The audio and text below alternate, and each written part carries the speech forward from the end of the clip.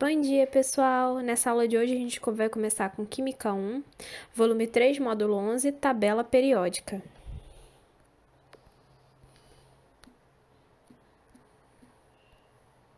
Nas aulas passadas, a gente entendeu como é que funcionava a estrutura dos átomos, tudo bem?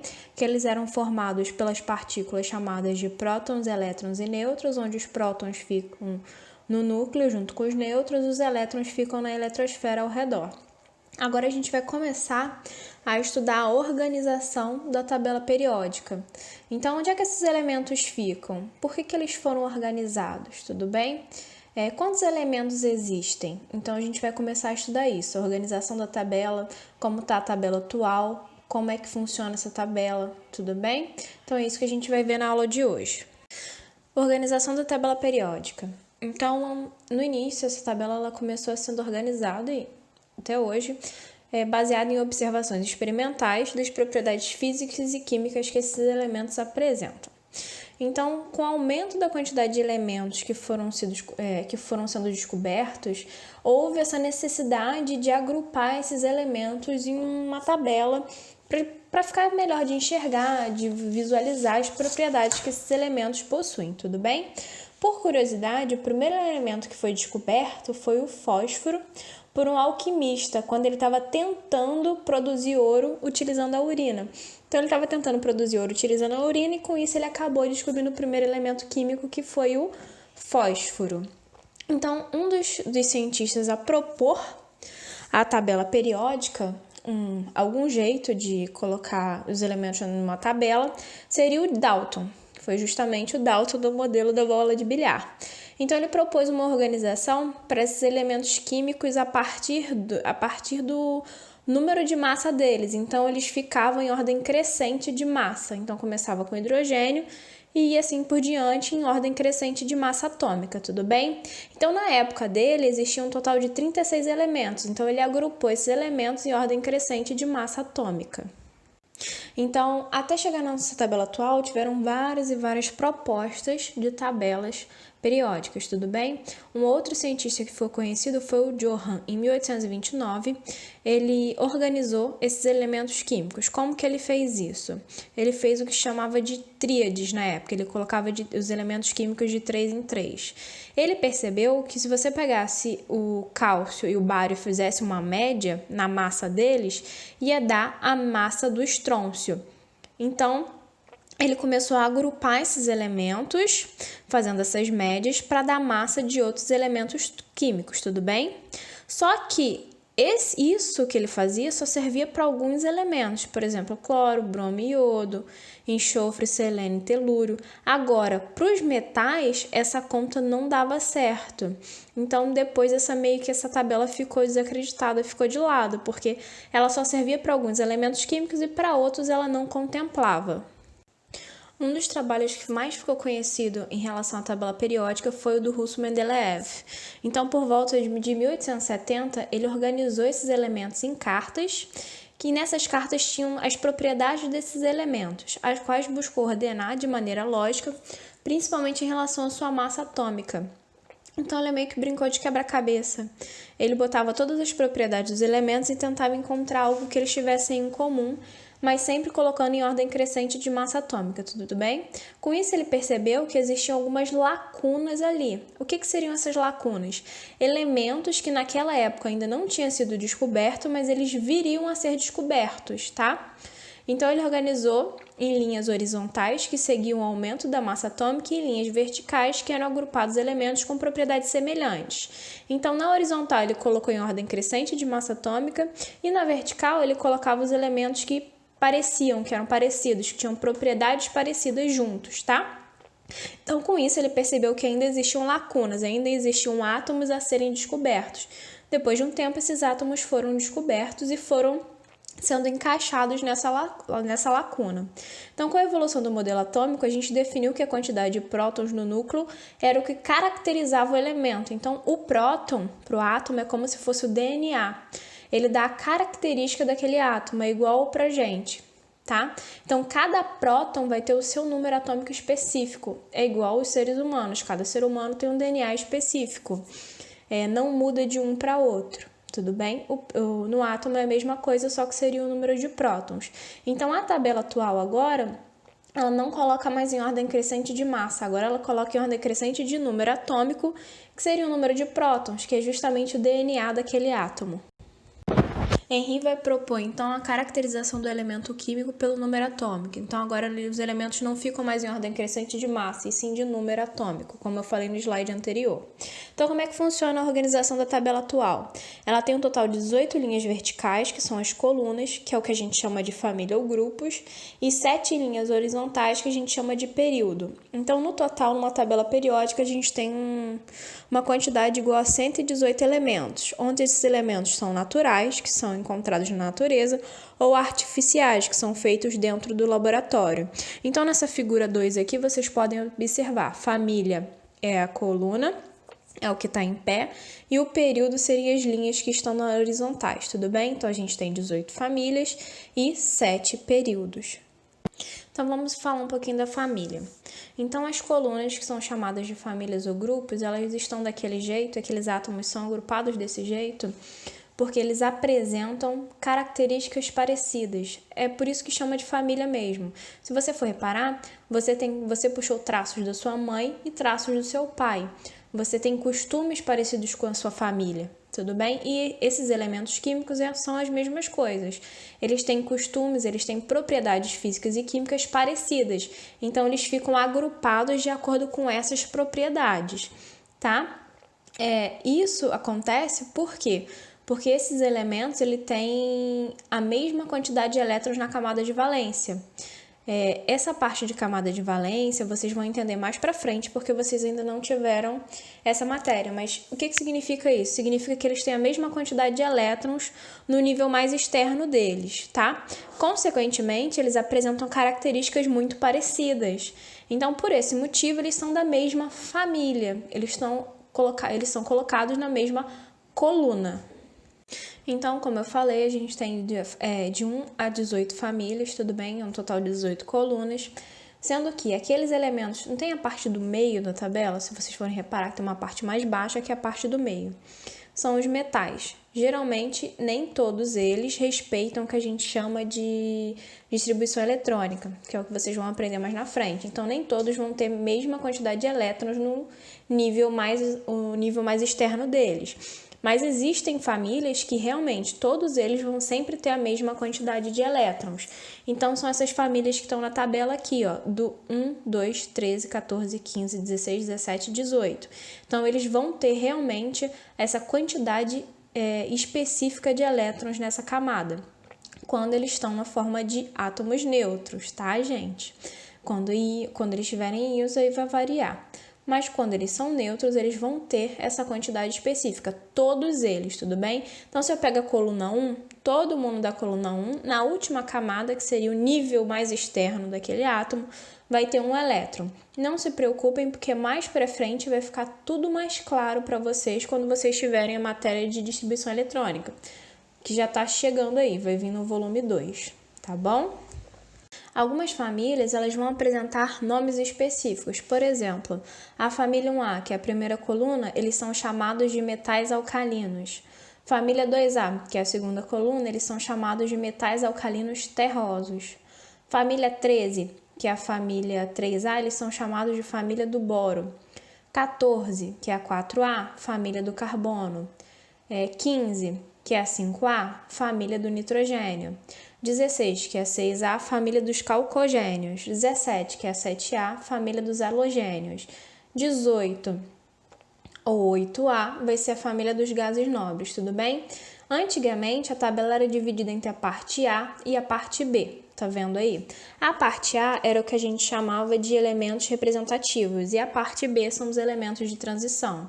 Geralmente, esses metais de transição, que são esses metais que estão aqui no meio, e esses que estão aqui embaixo, os lantanídeos e os actinídeos, eles geralmente não têm tantos nomes próprios, só os lantanídeos e os actinídeos. Os metais de transição, não.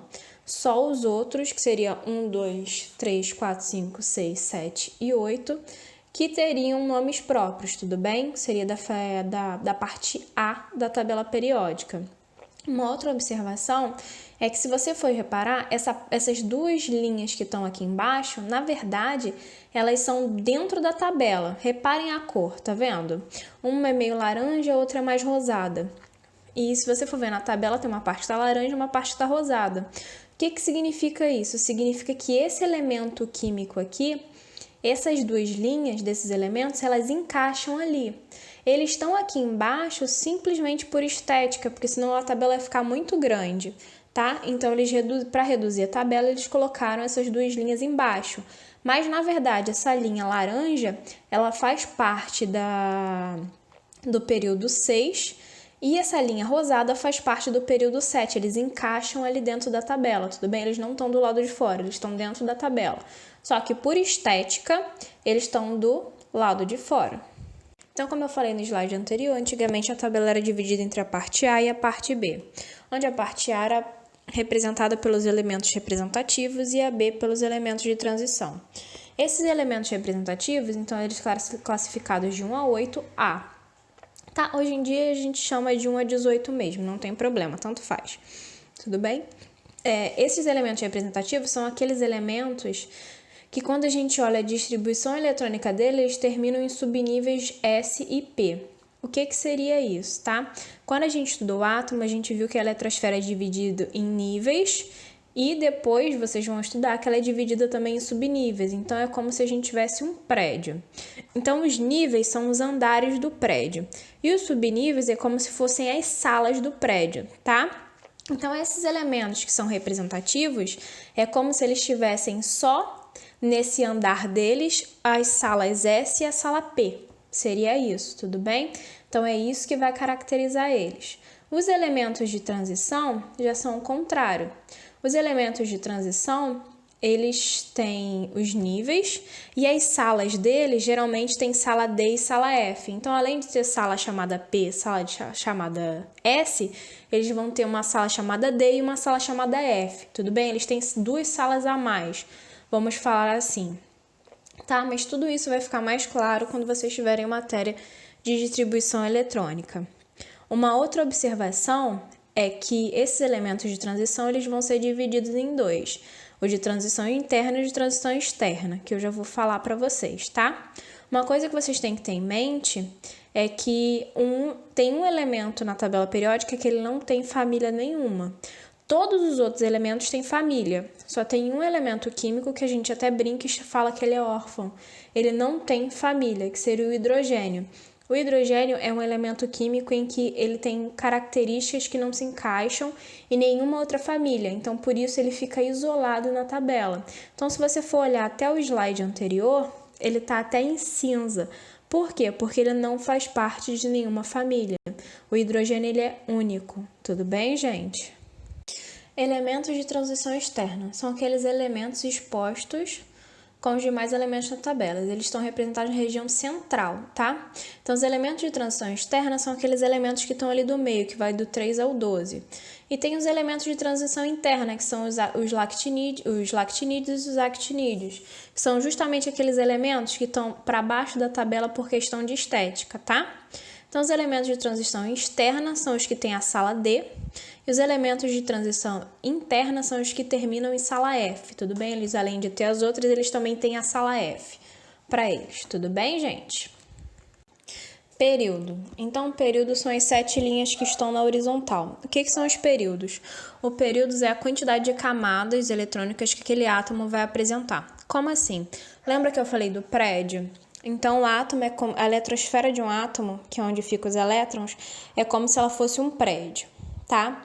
Então, os níveis seriam os andares, tudo bem? Que seriam as camadas eletrônicas, que é o que a gente chama de camadas ou níveis, seriam os andares. E dentro desses níveis tem os subníveis, que seriam as salas que estão ali dentro. Por exemplo, em cada andar tem uma sala. Então, o que significa o átomo estar na mesma linha, no mesmo período? Significa que todos eles terminam na mesma quantidade de andares. Por exemplo, todo mundo que estiver na primeira linha significa que tem um andar só. Todo mundo que está na segunda, 2 andares. Na terceira, 3 andares. Na quarta, 4. Na 5, 5. Na 6, 6. E na 7, 7. Tudo bem? Tem 7 andares. Então, significa que o último elétron daquele elemento ali, que aquele átomo vai ter, vai estar naquela sala específica. Então, por exemplo, se eu pego qualquer átomo da linha 2, significa que o último elétron dele está no nível 2, tá? Tá ali no nível 2 em alguma daquelas salas ali, de algum daqueles subníveis, tudo bem?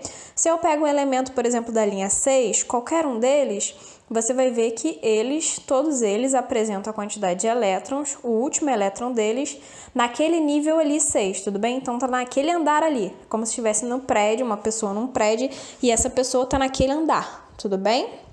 Seria isso. Então esses seriam os períodos. Então, nesses períodos, que seriam nas linhas horizontais, foi o que eu já tinha falado antes.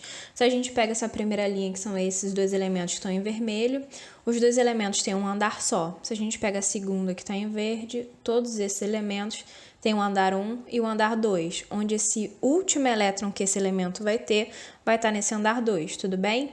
Na amarela, a mesma coisa, vai estar no andar 3, onde esse último elétron vai estar nesse andar, e assim por diante. Então, essa seria a tabela periódica, tá, gente? A tabela completa, toda pintada. Então, a gente tem na tabela esses átomos, esses elementos químicos são mostrados a partir do símbolo dele, o nome dele. Então, tá, né, geralmente varia de tabela por tabela a quantidade de informações que tem, mas uma tabela mais básica, ela vai apresentar o número atômico desse elemento e a massa desse elemento químico, tudo bem? Dentro desse quadrado, então cada quadrado está representando um elemento químico, com esse seu símbolo, seu nome, seu número atômico e sua massa. Então, o que a gente tem que ter em mente? Que a tabela é dividida entre família e período, onde a família, que seriam as colunas que estão na vertical, elas vão agrupar esses átomos de acordo com suas características, suas propriedades. Por isso que a gente chama de família, tudo bem? Então, a gente tem um total de 18 colunas, onde alguns elementos apresentam nomes específicos. Essa família tem como se fosse um sobrenome específico e outros não, tá? E a gente também tem a tabela, que é dividida em períodos, que seriam um total de 7 períodos, 7 linhas horizontais, onde essas linhas representam o nível que aquele elétron vai estar, aquele elétron daquele átomo vai estar. Então, por exemplo, se eu pegar, por exemplo, a linha 4, significa que esse átomo que está ali tem 4 andares, tá? E o último elétron dele, que seria, vamos supor, a última pessoa, vai estar naquele quarto andar daquele elemento, tudo bem? Então, basicamente é isso, resumindo, seria isso a tabela periódica. Lembrando que, uma coisa muito importante, o hidrogênio não tem família. Ele não se encaixa em nenhuma família da tabela periódica, então ele fica isolado, por isso que ele é o primeiro, ele fica lá sozinho, tá? Todos os outros têm família, o hidrogênio não tem família. Então, vocês não podem falar, por exemplo, que o hidrogênio faz parte dos metais alcalinos. Não, ele está naquela coluna ali porque ele tem a mesma quantidade de elétrons na camada de valência. Então, a camada mais externa dele tem a mesma quantidade, mas eles não têm características parecidas, então ele não é da mesma família.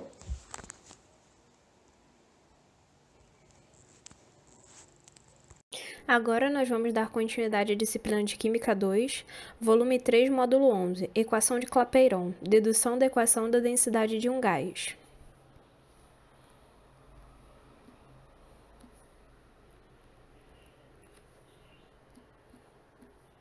Nessa aula a gente vai estudar o estado gasoso, vai ver um pouquinho da equação de Clapeyron, que seria, acho que a gente já viu anteriormente, e vai ver um pouquinho de densidade, tanto relativa quanto absoluta.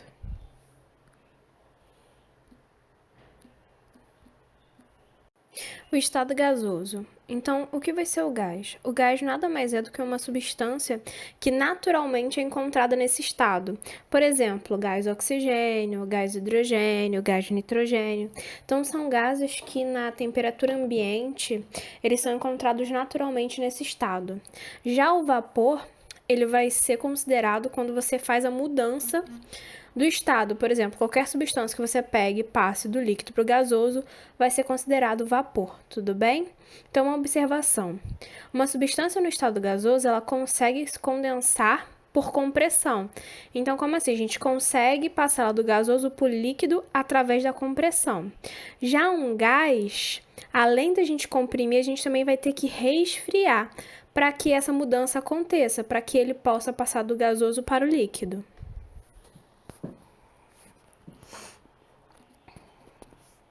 Equação de Clapeyron. Então, o que a gente estudou já nas aulas passadas? A gente viu que a gente tem a fórmula, que pode ser considerada PVT, que é o PVT pivotó, que é quando a gente tem a pressão, volume e temperatura inicial de um gás, pressão, volume e temperatura final de um gás. E a gente também tem a fórmula PV igual a nRT, que é quando a gente coloca ali a quantidade de matérias, tudo bem? E o que a gente conseguiu ver?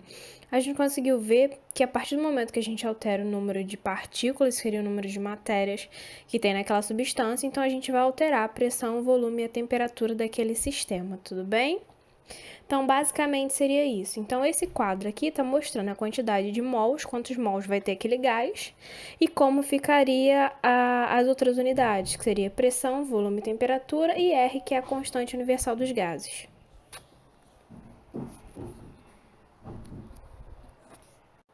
Densidade de um gás. Então, a densidade de um gás vai estar relacionada com a massa daquele gás e o volume que aquele gás está ocupando. E a densidade de um gás pode ser dividida entre a densidade absoluta e a densidade relativa. A densidade absoluta está relacionada entre a massa e o volume ocupado por ele quando ele está no estado puro, tudo bem? Então, aqui a gente tem a fórmula. Então, como é que ficaria? A gente consegue deduzir essa fórmula a partir da fórmula PV igual a nRT. Então, a fórmula final da densidade absoluta seria a densidade absoluta vai ser igual a P, que é a pressão, M seria a massa molar daquele gás, tá? R seria a constante universal dos gases e T, que seria a temperatura em Kelvin. Então, as unidades que a gente vai usar seriam em grama por litro ou em grama por centímetro cúbico.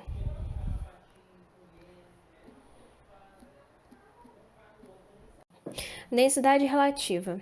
A densidade relativa nada mais é do que a relação de um gás A e um gás B, considerando suas densidades absolutas. Como assim? Seria o quociente de um gás A e um gás B. Tudo bem? Essa seria a densidade relativa.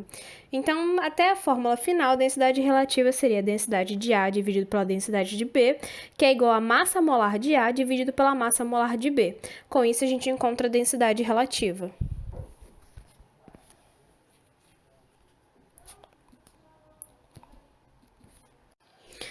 Exemplo. Assumindo que uma amostra de gás de oxigênio puro, armazenada em um frasco, se comporta idealmente, expressa o valor mais próximo da densidade em grama por litro desse gás a 276 Kelvin e 1 atm. Dados: R é igual a 0,082 e a massa molar vai ser igual a 32.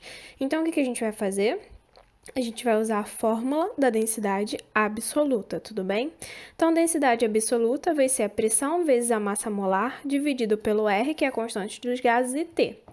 Então, o P, ele falou que é 1, a massa molar 32, o R é 0,082 e a temperatura seria 273. Realizando a conta, a densidade absoluta vai ser aproximadamente de 1,43 gramas por litro.